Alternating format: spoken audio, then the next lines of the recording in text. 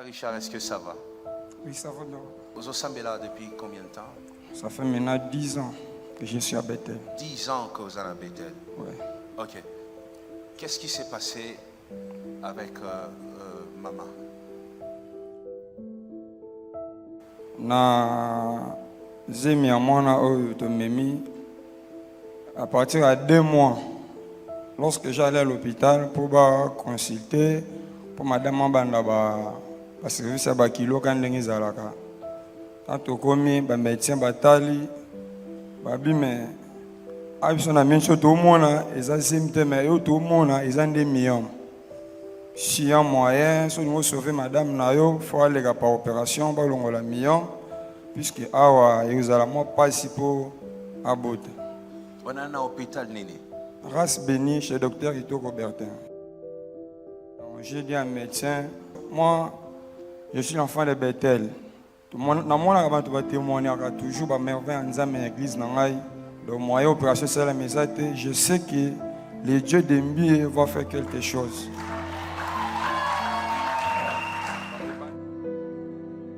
Il y a un certain jeudi que j'étais venu ici, parce que on a le bénévolat myome. Et nous, ceux qui ont un cas compliqué, soit myome, reçoit seulement ce que moi je suis en train de déclarer. Dieu va faire quelque chose. Quand on a zongi, on a sambeli pour la madame, j'ai pris ma main, j'ai imposé sur sa ventre. J'ai commencé à déclarer. On a zongi toujours dans le même hôpital. Dans le même hôpital, dans le même hôpital, Rasbeni. Ici, on peut vérifier. Ceux qui y a un moyen que non robot normal. Tant que le docteur va dire que vous êtes et ils ont le risque ceux qui aiment développer et soit de perdre madame là, soit de perdre le monde.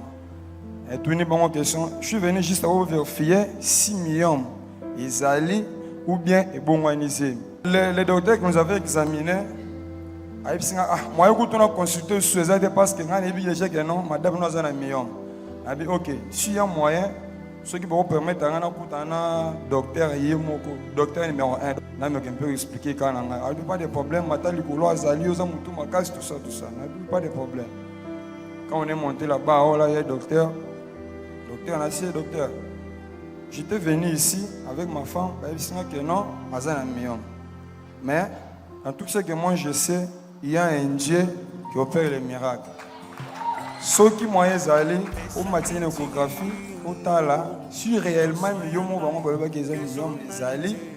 ou bien et bon madame en matin échographie bataille docteur qui vous a dit que non moi si na yo azana million mais docteur na yo mais a nazo mona atteint million mon côté nazo mona moi nazo évoluer normal donc million mais ça que j'ai mes autres évoluer normal ndé abengi moko na bango aïe mais qu'est-ce que vous avez dit à cet enfant que non, tout ça, bien pasteur, ici bon, il y a un docteur, pour consulter, tout le monde a qui million.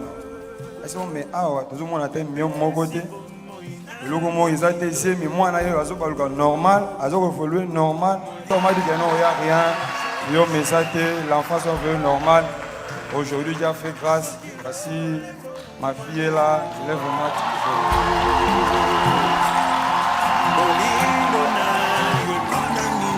Célèbre ton Dieu.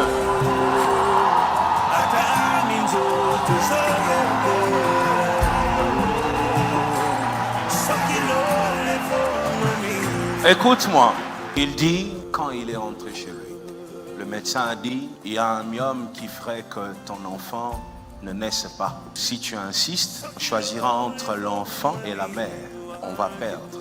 Non seulement il a cru, il dit quand il est rentré, il a pris sa main, il a imposé sur l'enfant.